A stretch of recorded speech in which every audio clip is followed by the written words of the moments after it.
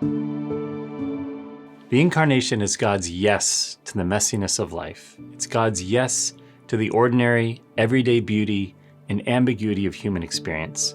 God joins us where we are to be with us in utter solidarity, to know human life from the inside. In the Incarnation, God binds God's self to us in love.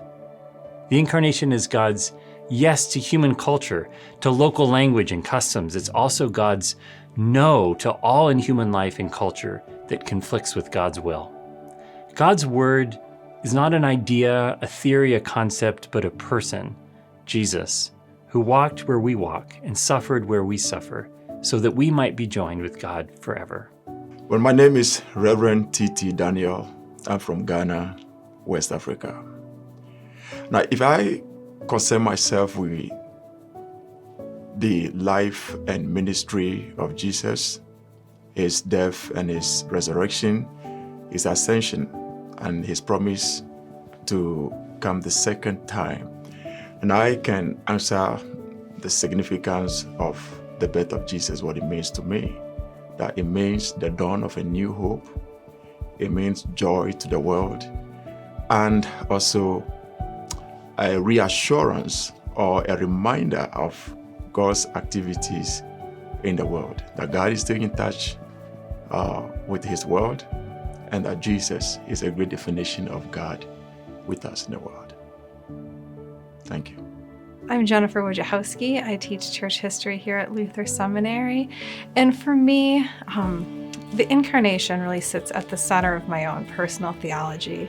So Advent is an exciting time. It's a time of preparation. It's a time of new beginnings. We're at the new liturgical year, and just preparing for the Incarnation, preparing for God who chose to be born as one of us on earth. It's because he loved us that much, and that's such an exciting part of Advent for me.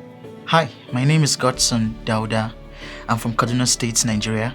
For me, the birth of Jesus Christ means quite a lot of few things to me, but I want to mention three things that it stands out completely in the formation of my faith and where I am today.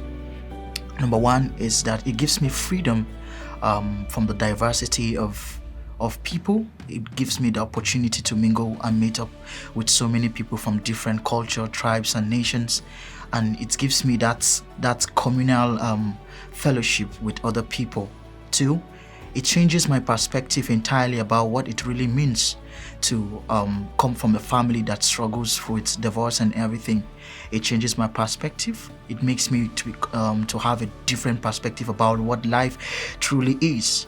I grew up having a kind of mindset that is limiting what I am and what I'm supposed to become due to the divorce of my family and so many other things that happens to me throughout my entire faith journey formation.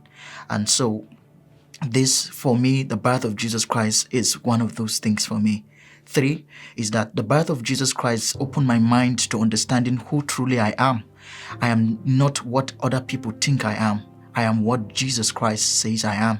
And the birth of Jesus Christ really exposed me to that reality, to knowing that I am the light of the world, a city that cannot be hidden, and the salt of the world that the world needs to be able to change its perspective. I'm a catalyst of change. I am the chosen generation and royal priesthood, a holy nation, a peculiar person who has been called out of darkness into God's marvelous light. I am the rising light that cannot be hidden. That is who I am. That is what the birth of Jesus Christ truly, really mean to me. And that is what I want you to understand about the birth of Jesus Christ. Thank you. I'm September Penn. I serve as the pastor of Angeles Mesa Presbyterian Church. As you can see, we recently finished trimming our tree as we prepare for the season of Advent and the coming of Christ. It's the Christ child, Christmas. When I think of that gift alone, the gift of Christ, the gift of Jesus coming to this world, wrapped in our humanity, wrapped in flesh, God and all of God's sovereignty and divinity, all-knowing, all-powerful, and putting on our flesh, putting on our humanity, walking among us, living among us, all to save us, to save us. That's the gift. That is the gift. It's humbling, it's sacred, it's most holy. And this time of year, we remember again God and all of God's divinity, wrapping himself in our humanity for the sake of our souls. My name is Paul Kisingu from Kenya, and what Christmas means to me is that Christmas means Emmanuel. Emmanuel to me is God with us in a way that I'm not really able to understand, but God came down and he became a human being. And God becoming a human being for me is he is with me.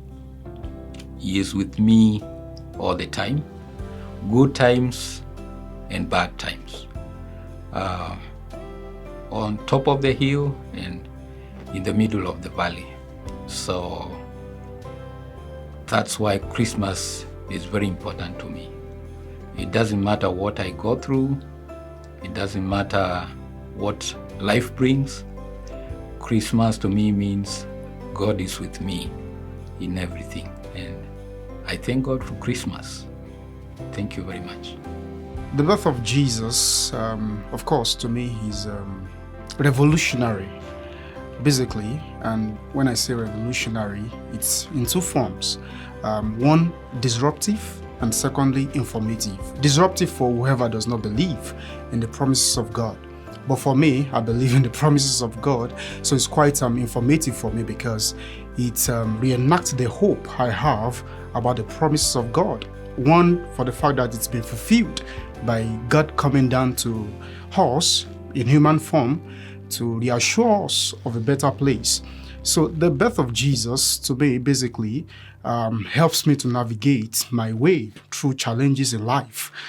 Basically, anytime I fall into distresses, challenges that are beyond me, I definitely remember that God participates even in my sufferings. And then this world, this old earth, no matter the challenges, is not our abode, is not our final destination. It's actually somewhere else, which He has gone to prepare for me. So if He could come to participate in my suffering, definitely I know I will see Him one other time when the full eschaton must have come. So definitely, I believe that the birth of Jesus is the most significant in human history. I mean, when we talk about the significance of this, of the whole thing that Jesus has come to do to us in human form, and of course the divinity also. Aloha everyone, my name's Eun Strawser. I'm the lead pastor of Makilo'o here in beautiful and a little bit rainy Honolulu, Hawaii. I'm also the author of Centering Discipleship, a pathway to multiply spectators into mature disciples. And I was invited to say a little bit about what this Christmas season and Advent means to me. And I think that it's a powerful part about who God is, to make the first action of the Incarnation be about a little baby coming to planet Earth to be the answer for all the brokenness in the whole wide world. And it speaks into what our first action as followers of Jesus ought to be, that it means to be incarnational, in need, and not coming with all of the answers, but a powerful gospel, a full gospel for the hope of the world. Merry Christmas, everyone.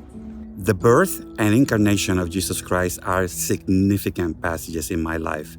It was about 30 years ago, while reading the Gospel of John for the first time, reading the Bible for the first time, that I came across that passage, John 1:14.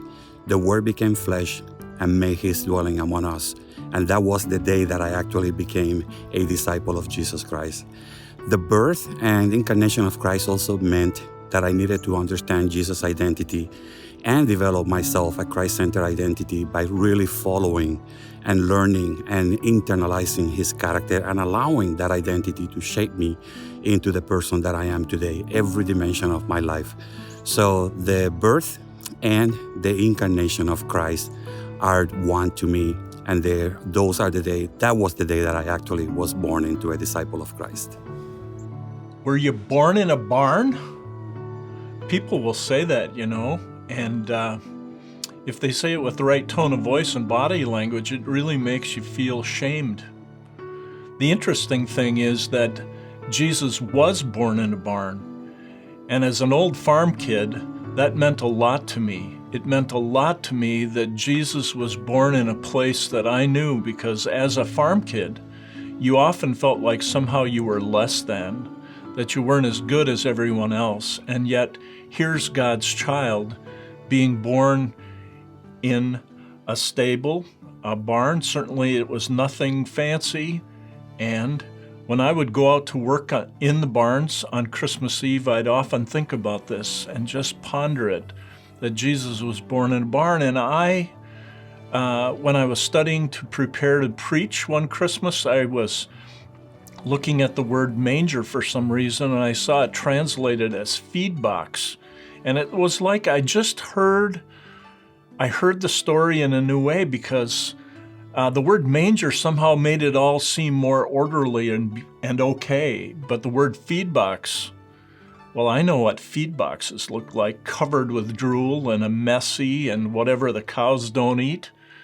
And that was Jesus' first bed. So if Jesus can be born in a stable and laid in a feed box, then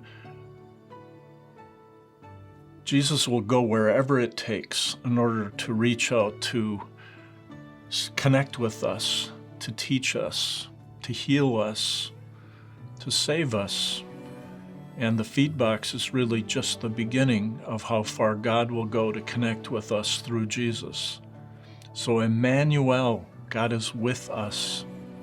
God is with everyone. God is at work everywhere.